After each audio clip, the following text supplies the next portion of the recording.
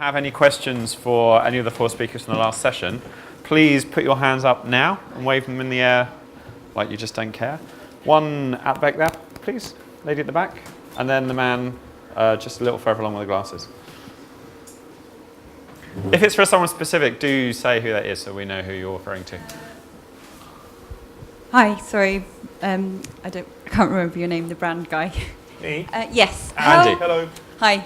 How quickly can you get that information? So could you, in effect, live mix adverts within ad breaks? So you had a selection of adverts and then you find out people are interested in certain food? Yeah, so the data's pulled live or within like seconds. So if you're tracking what's going on around the advert, what's going on with that particular program, you can see the data as soon as people tweet, we can collect it, you can analyze the rules straight away or analyze the reaction straight away. There's no delay. Like I say, maybe seconds worth of delay. So it's quick. You can throw it into production as well. I mean, I know ITV do that quite a bit on This Morning, yeah. and we did it a bit, £1 million drop. Yeah. Sorry, you had another point? Well, I'm wondering more about the adverts that go in the break, so how quickly you can use that data. So could you put in different adverts? Could you mix the adverts in effect live so you could be reacting to the information you're getting and making sure that your adverts are targeted in those ad breaks? I guess that would depend on how quickly you can turn it around from a technical perspective on your side. In terms of reaction to what's going on live, you can see that straight away. I guess the next bit is how quickly can you as a producer or an advertiser respond? I think there's also probably a media sales aspect to that as well. I mean, the way that media planning works and ad sales work, it's still sold, ads are sold nowhere near the kind of auction model that you get with dynamically served ads online. So TV ad sales is still quite dinosaur-like in comparison, but I think that is likely to change. Definitely when I was leaving Channel 4, David Abrahams, who obviously is from a marketing background, came into Channel 4 with a very strong focus on data, and I think they're now up at around 7 million user registrations for 4OD, and they're definitely trying to sell ad formats based on user data. I think they're a few years off that kind of dynamic ad sales model that we see online, but it's definitely where the industry is going. Okay, there was another question just to your left. Hello, I just want to ask Angie a question about Brighton TV. Just about what, I don't quite get what the business model is specifically. How are the production costs covered? Okay, well, it's necessarily low-cost TV, local TV, but we have income from a variety of sources. We have a partnership with the BBC around news footage, so we'll be getting in the first year, for instance, 150,000 to produce at least 3 items of news every day. That money will really go to help fund the news team. The other source of advertising is primarily from advertising, mainly local advertising, but also national advertising. As part of Channel 8, we'll be in a network with first 19 cities and then an additional 20 cities. So there'll be 40 cities nationally that will hold national advertising on Channel 8, and we'll share in that national advertising pot. So there's money there, and how we can then distribute it to local producers is a share of that revenue for the slot that they have. So that's the model that we have. And who's handling the ad sales for that? Is that something that's being done by another agency, or? All the local ad sales we're doing ourselves, okay, because we're associated with Latest Magazine that already has an ad team. And the national sales, we're on the national ad sales group, and we've interviewed about 3 or 4 companies that all really want to do this, and we've selected a national ad team to do that. And how important is it that you bid already having a business model based around the magazine? Is that typical of all of the local franchises? They're all a variety. I mean, some are really funded by the public sector via education or European grants, for instance. Others are newspaper models, so Archant newspapers. Lebedev, who owns The Standard, has one London Live. We're one of the smallest, really, smallest city, smallest group, if you like. But we're punching above our weight in terms of the content that we're showing. A lot of the other city stations want that content from Brighton as well, that we're really pleased with. I love the clip from the Lewis Worthing football match and the fight kicking off. I think that's going to become quite cult viewing in its own way. Okay, any more questions from the audience?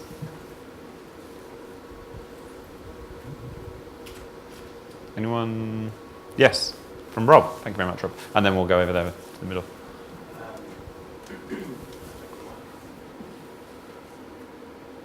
Sorry, we'll go with you first, sorry. Oh, I get it first. This is for Angie again, actually. There's kind of two parts to this. First one is I don't actually know what a Channel 8 is because I don't watch anything on my TV. So how does that work and why is it important? And then the second one was just about on one of your points was that you don't have a commissioner as such. Neither does YouTube or Vimeo. And there's an awful lot of local content that goes out on those. So what's the difference? And again, why is it important? Okay. Well, the first thing, I didn't give all the facts about Channel 8, but the fact is that the government freed up money for local TV to happen.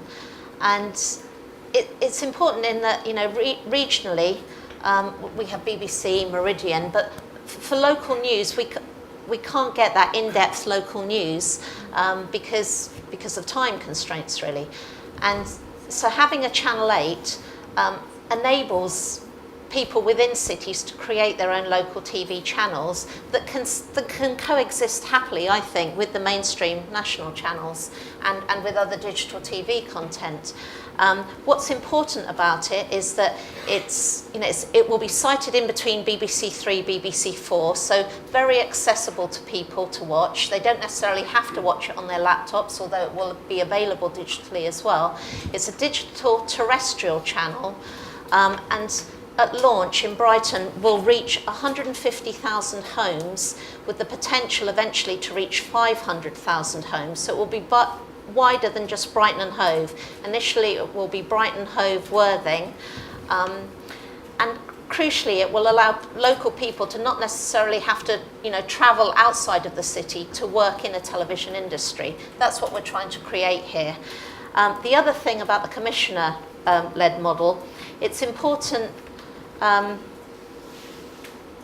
think primarily because of audience. If you remove that barrier to reach a wide audience, local creators, you and I really, can reach people with the stories we want to tell.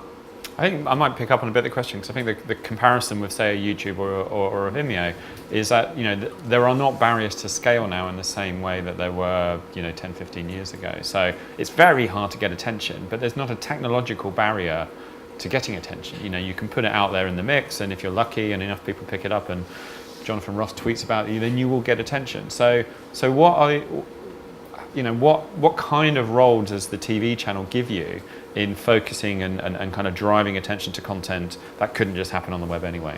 Well, we have to have a schedule like all the other mainstream channels. So we'll have news 3 times a day. We'll have the What's On programme once a day, or local politics at specific times. But we'll also, be able to be a lot more creative with the channel. We can have pilot shows, shows that might not otherwise be shown on TV. We can have specific pilot slots. Maybe, actually, Holly, I'd love to pick up on this, because in that video, that brilliant video you showed at the end, you heard some really interesting little vignettes of how people are combining online viewing and broadcast viewing. And the schedule's still a really important part of how people watch TV, but people talked about it being backgrounded and the relationship's changing a lot. So what are you seeing at the BBC? So, gosh, lots of things. But to pick on two, I suppose I've got a gentle question for you also, that I know I come from kind of a certain digital angle because that's who I preference. But we still know that a significant portion of the population aren't online yet. So do you know the demographics of your channel? So do you find that you're also able to reach some people who maybe aren't online yet? And I think that's an important... At the moment, we're only online. We're going to be on air early next year, but we will have... we're talking with the other city stations as to whether we use barb ratings or whether we have some other kind of... But do you know the demographics in Brighton? I mean, what is the online penetration in... You'd like to think it's pretty high, but then we're all digital geeks, so we might be a massively unrepresentative sample. Well, for 13 years we've been producing a weekly magazine, and we've always said the demographics is from, say, 18 to 80 because of the, it's got clubbing news in there as well as information about properties, etc. And that's, with the channel, we're not ageist. We want to be as broad as possible. time will tell really as to who will watch. So Holly, what kinds of behaviours are you seeing about the way that people watch TV with second screens? How's that behaviour changing? So I sort of have to mention two things. So one, that human beings are human beings, so lots of things don't change. So live TV is still incredibly popular. iPlayer accounts for 2% of TV viewing, so it's still here to stay. And I think the thing that stayed the same is that people's TV is still social. You guys all know, people have always been talking about television, so whether through Twitter or just with each other, those things are still the same. But of course now we're finding that people are just liberated in a way that they never have been before. So it means that we have interest groups, not just around programmes that might skew towards a younger, more technically savvy audience. It's shows like Spring Watch, it's really mainstream shows that are attracting a lot more interaction and relationship with them too. What about backgrounding? Because that was a word that's mentioned, and we saw this a lot, particularly with younger audiences, particularly around music video shows and programs like T4. There was another anecdote where somebody said, Sunday morning, love to sit at home, and TV is almost becoming radio for certain times of the day and certain audiences, isn't it? Exactly. It's a background experience. Yeah, we were asking in another conference the other day the degree to which has telly become the secondary medium now rather than radio.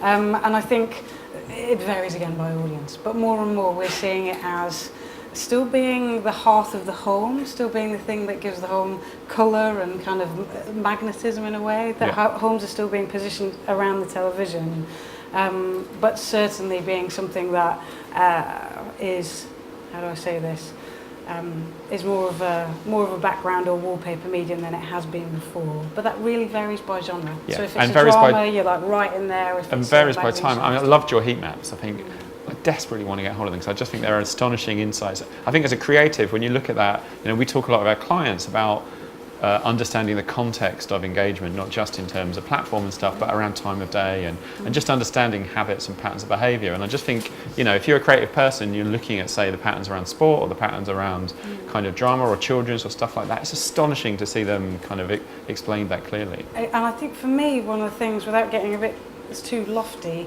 is context is the most important thing right now, because the screens may disappear. So I think that the more and more we think about the relationship people have with each other, where they are, their environment and their specific needs, it means that we can develop not just for specific screens or the relationship with screens, but what happens when you move beyond the screens too. Yeah. So the more and more we think about context, I think the more likely we'll leapfrog into even more exciting places. Great. Rob was going to ask you a question. Rob, have you still got your mic? Can you hear me? Yeah. This is one, I think, for Andy or Anthony. I'm just wondering, what kind of appetite are you getting from broadcasters in terms of how they use this live data through social platforms to actually not use potentially as a voting mechanism, but to actually truly shape the nature and the editorial of a live program, whether that's seeing live data kind of on big screens behind or actually affecting a narrative or an editorial within a program. Anthony, do you want to pick up on that one? Yeah, so I think that it's actually really limited, but you see this, as I say, in every industry, that people don't realise the full potential that there is to bring the stuff into the creative mix. It's still, the model is still, this is either interaction time audience and phone in now, or X number of viewers think Y or Z, and or it's this is why you should invest in this, or why the public money that went into this has been well spent. There's not that kind of, there's not enough data people in the teams, basically. I mean, one of the things we see with brand watch, and we see this across every industry, but especially in TV, is that we're brought in quite a lot when people have already bought brand watch or a similar tool, and it's sitting there in the team and no one's using it. And I think brand watch would say this as well, is that the tool is actually used about 5% of its capability, and that means the data's not really being interrogated. People are just looking for the big spikes and looking for, and because that still is something that they find it easy to communicate. And the reason for that is there aren't data people sitting with the stories people, able to validate their stories and able to help them build more sophisticated business I think that's a really important point. I think if you've worked in an industry for a number of decades, you kind of get unconsciously trained to look for certain patterns. I remember when I was at Channel 4 having a conversation with Julian Bellamy about 2007, 2008. At the time, he was head of TV, and he was talking about Twitter, which was everyone was talking about now. And he said to me, "But Matt, you know, I look for things that kind of drive really big, you know, spikes of attention online, and it just seems to be TV." And it was kind of that thing with, you know, to man with a hammer, everything looks like a nail. You know, he was only looking for spikes that looked like barb ratings. Yeah. And I pointed out that the number 11 most visited site in the UK at the time was RuneScape, which was an online multiplayer game, which had a very different pattern of attention. You know, much flatter, less spiky, much more constant engagement than TV. But he was only used to looking for spikes. So I think if you're an incumbent, as it were, if you've come from the industry, then the place to look is digitally native businesses. So look at Netflix, and then look at like superstars on YouTube who've come out of nowhere that you might not even have heard of in your sector that got 20 million subscribers on their channel. And how are they using data? And how are they thinking about it? And they think about it often completely differently. Yeah, definitely. Good. Any other questions? Yep. Is that Martin? Tricky? Yes. Thanks. My question is given that shows like Big Brother are still getting made, even though they're very popular for Channel 5 because they drive a lot of advertisers, but the feedback isn't necessarily that positive.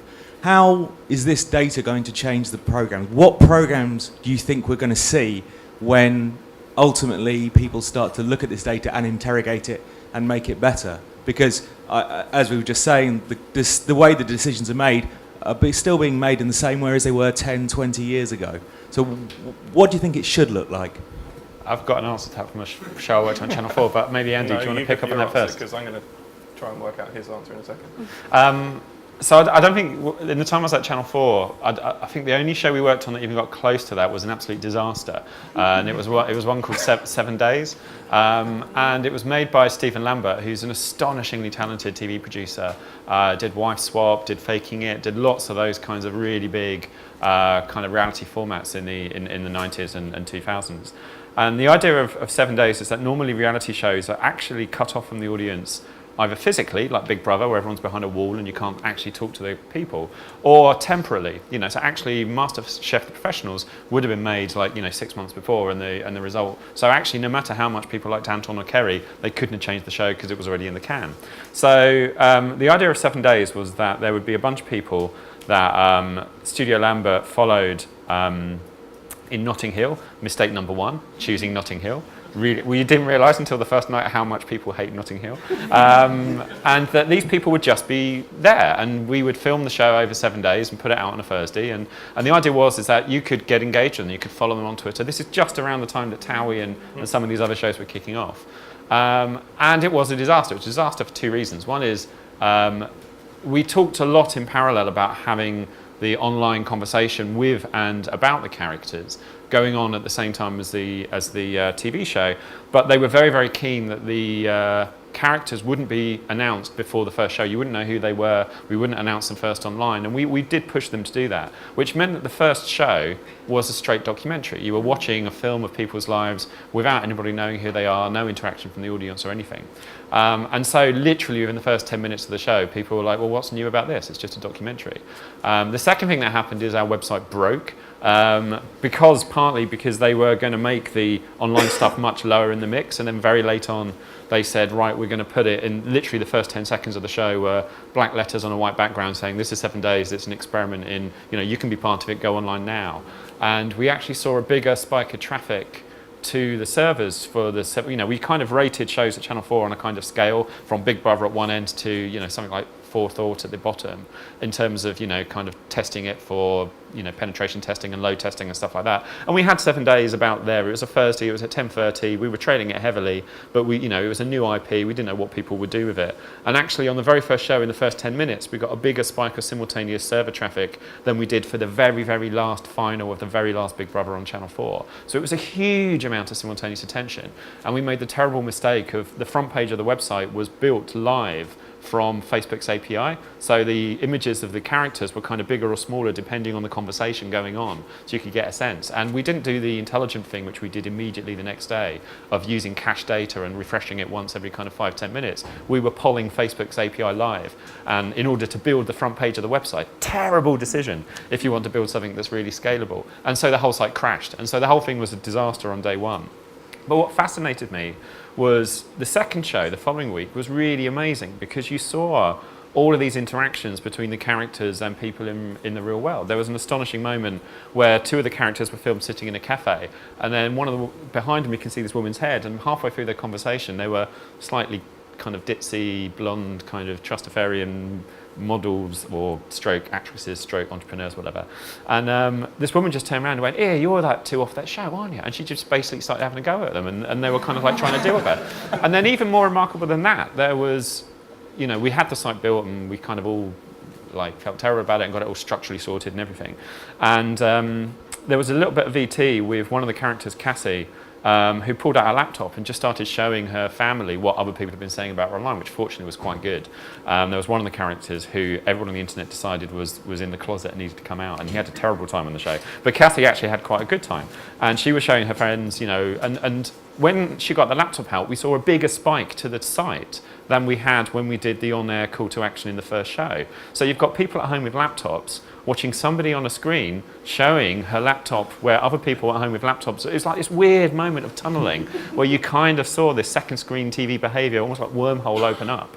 And so I think in its really tiny ways, 7 Days started to experiment with what happens when you go in the wild, and there is this kind of flow that affects the storyline between audiences and between the characters in the TV show. But I just think it kind of, you know, really, really messed up in the first episode, and we really struggled to kind of pull it back from that afterwards. Anything else you guys want to add to that? I think if you use social data to pull what you should produce, you're going to end up with a whole load of spiking around things like Game of Thrones and Firefly. So there needs to be some kind of intelligence behind. It's not just social data, it's not just traditional bar data, it's that whole idea again of connected data, like what different audiences, different demographics, and then what do we do? So I don't know if it's going to take people getting on board with just social data to then commission stuff, or if it's going to be maybe you push stuff from a production idea past a bunch of people on social, past different demographics to then vote on it back. But I think it's really important the work you're doing around kind of sentiment analysis and actually the narratives within the tweets, because what we saw at Channel 4, definitely in the first few years, is people just talking about them again as big numbers and not understanding what it was. So somebody would go into Programme Review and said, "Oh, we had 50,000 tweets about our show," and I'd be like, "Yeah, most of them were saying it sucked." So, you know, again, I think TV people have kind of got used to just looking at big numbers and not really understanding what they say. But then you also get that on the knock-on with just looking at sentiment, or then focusing on sentiment as a second stage, is you then fall into the PR trap, which is just, okay, it's more positive than it is negative. And for us, it's actually going beyond that and looking at categorising it later and understanding the actual conversation that's surrounding it. So is it positive or negative, or further, why is it negative? What are they talking about? Can we theme our negative conversation to try and work out this, or can we theme our positive conversation to see what we can do beyond that? So it's kind of, I think, don't just focus on one metric. Okay, we're running 5 minutes over now. Some of you are going to be around. I know, Holly, against your better wishes, you have to go back to London. But I think that was a fascinating session. I think, you know, from Holly's introduction to why and how you should care about audiences, to Angie's description of latest TV as a whole channel built around the idea of audiences, communities, and gringos, and the brilliant work that Andy and Antony are doing on really deeply understanding this new world of audience feedback. So a fantastic session. Thank you all very much.